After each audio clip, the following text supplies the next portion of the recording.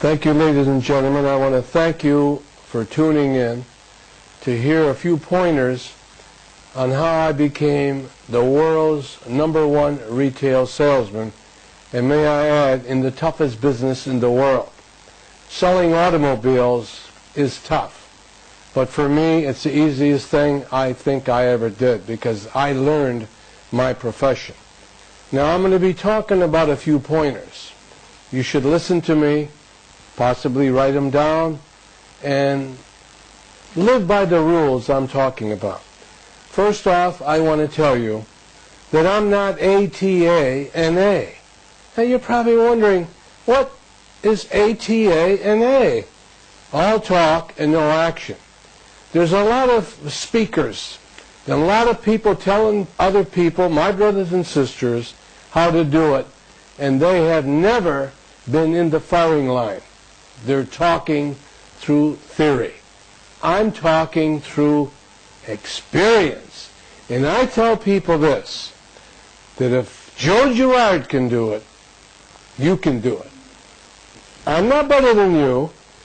I have 2 legs, 2 arms, 2 eyes, and 2 ears. But there's one thing I have that I programmed well. That little piece of brain that I honed and honed like you won't believe, to make myself perfect in every way. And I know you can do it. So we're going to talk about a few things that I did in my life that made me hit the top. You can do it. But if you keep saying these words to yourself, if it's to be, it's up to me.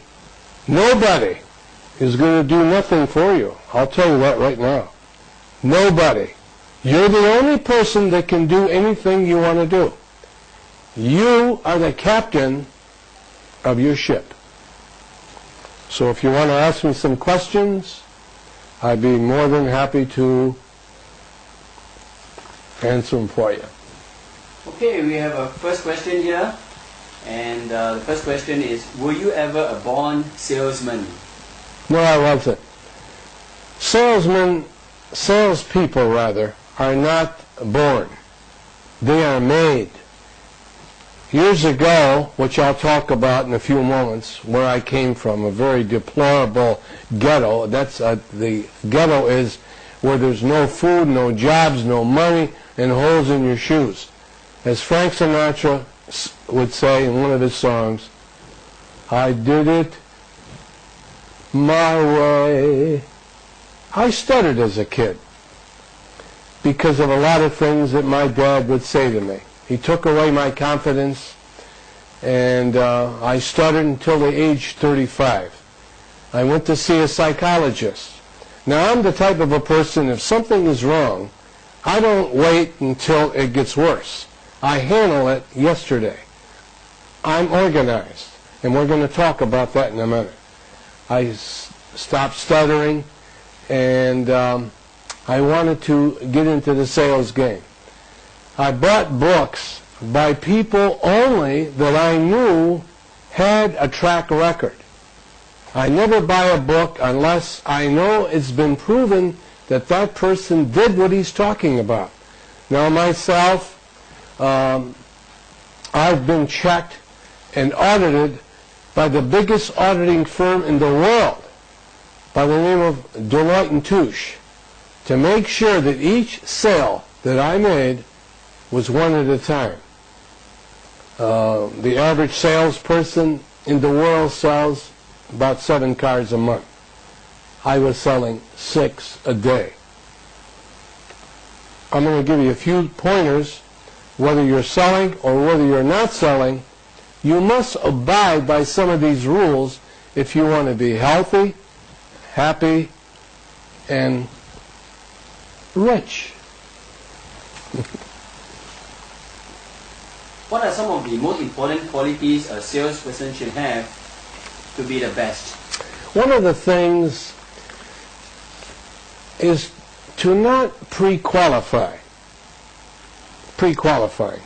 Before you do something, example, before you do something by telling yourself, I don't think I can do it. Well, actually what you're doing, you're selling yourself to lose. Example, played golf with 3 other guys about a month ago, and I'm a people watcher. I learn from smart people, dumb people, and not so smart people.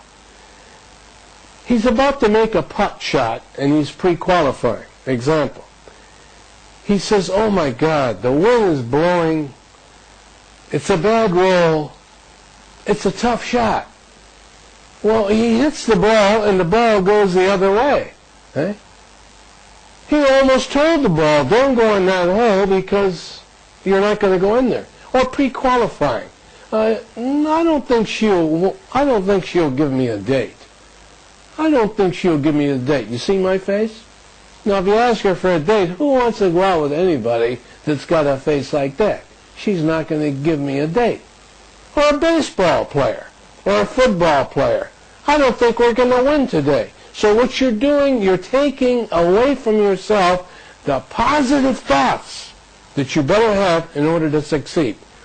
You must have the power of positive thinking instead of the power of stinking thinking. You know, stinking? To pre-qualify, get rid of it. Everything you look at, everything that you're involved in, and anything you look at, always say to yourself, I can do it.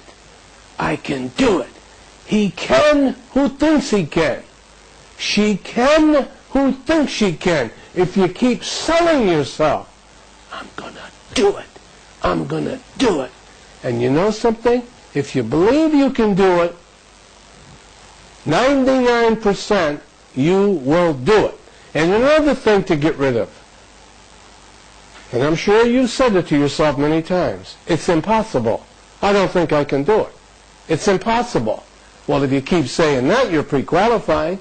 All you got to do is take the I am out, and what's it say? Possible.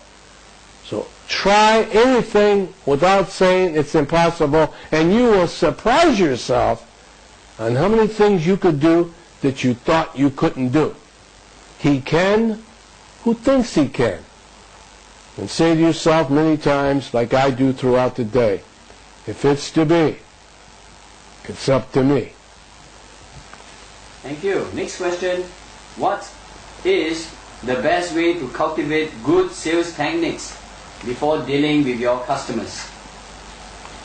One of the things, if you want to succeed, whether it's in sales or whatever you're involved in,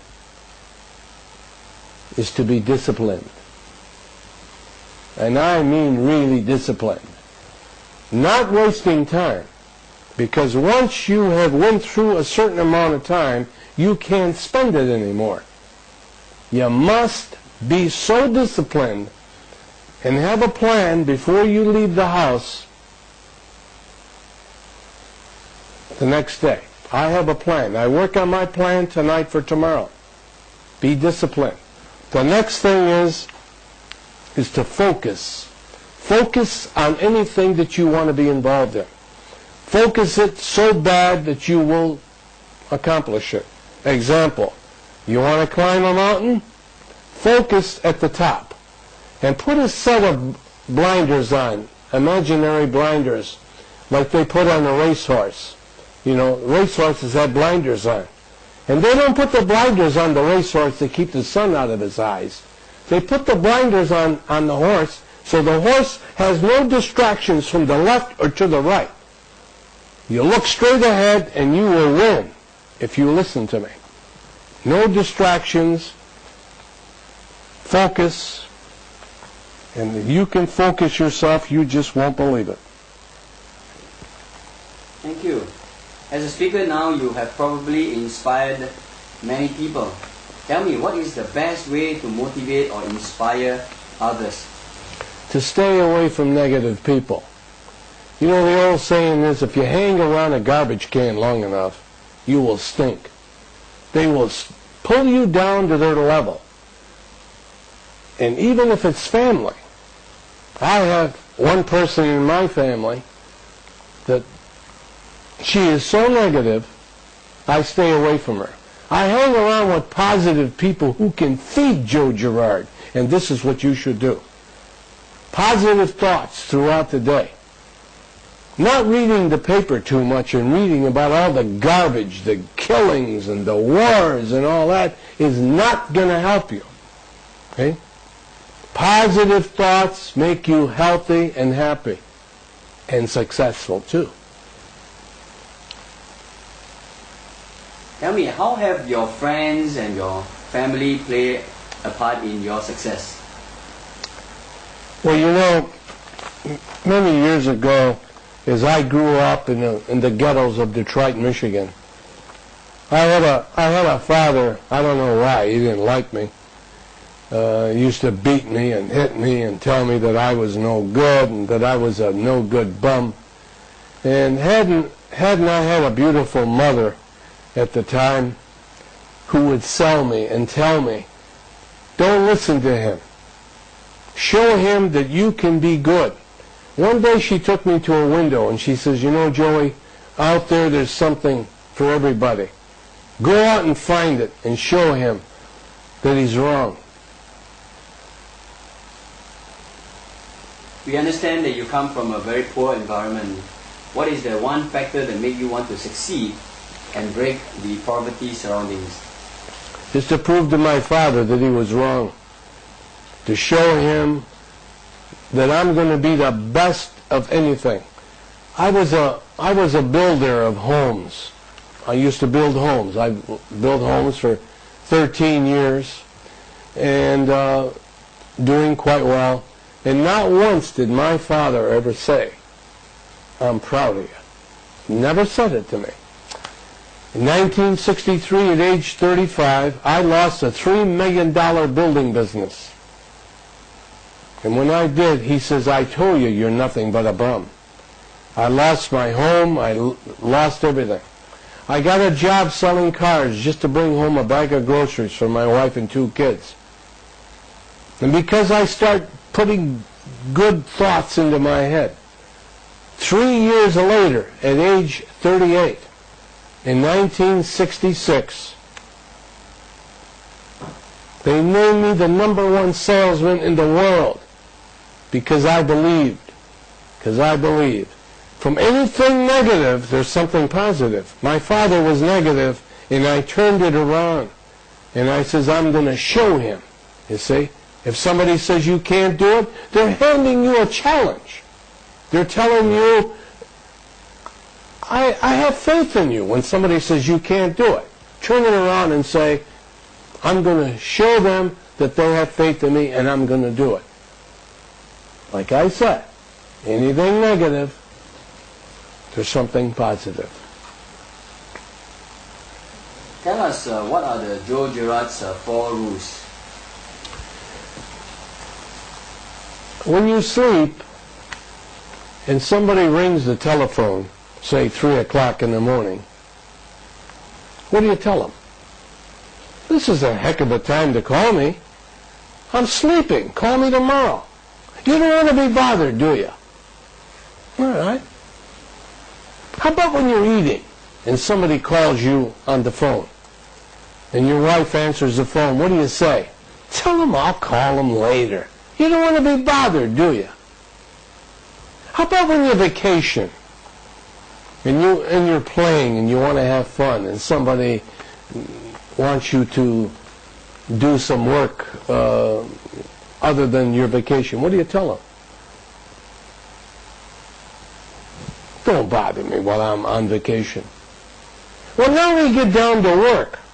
Did you know that people are constantly forgetting that the first 3 things, they don't want to be bothered, and this is what you should tell anybody else who might say to you, hey, let's go play a round of golf, when you should be working. Now, I have a rule. When I'm working, where I work, there was 42 salesmen on the showroom floor. The rule is this. Anybody that ever came up to me that wanted to tell me a joke, or to go play golf, or maybe to go boating, I would tell him, please, don't bother me. Bother somebody else. I had a rule that I never talked to anybody that I worked with. I never ate with anybody I worked with, because I don't want to waste any time. If I couldn't sell you a car, I didn't want to eat with you. I don't want to come to your house, and I don't want you to come to mine. I'm very organized, I'm very focused, and this is what you should do. Now they all used to say, Joe Girard's too big time to eat with us. And I tell them, hey, we shouldn't eat with one another. We can't do nothing but waste time. So who did I eat with? I ate with people who can help Joe Girard's cause. The banker, the guy who okays the credit for the car. Maybe the customer's credit isn't that good. But eating with the banker, he says, go ahead, Joe, you can have it. I ate with the mechanics where I work in the service department. People who can help my customer in service. And this is where I was very good. I used to take the mechanics out once a month and wine them and dine them in a good Italian restaurant. These guys loved me so much they'd kill for me. I used to eat with some of my best customers, people who can send customers to me. But to waste time when I'm working is a big no-no. I think we have time for one last question, and this is a very interesting question. What is the one thing, or what are the things that you are most proud of? One of the things that I'm very proud of is the Guinness Book of World Records. I'm the only salesman that's ever been in the Guinness Book of World Records, and I'm very proud of it for one reason. I didn't have to eat 10,000 bananas to get in here. I got in here because I worked. But I put a word in back of work to make it work, and it's called smart work. So there you got it. You can be what you want to be if you want it. If you want it bad enough. And you know something? I'm rooting for you because I love you. Thank you very much. Thank you.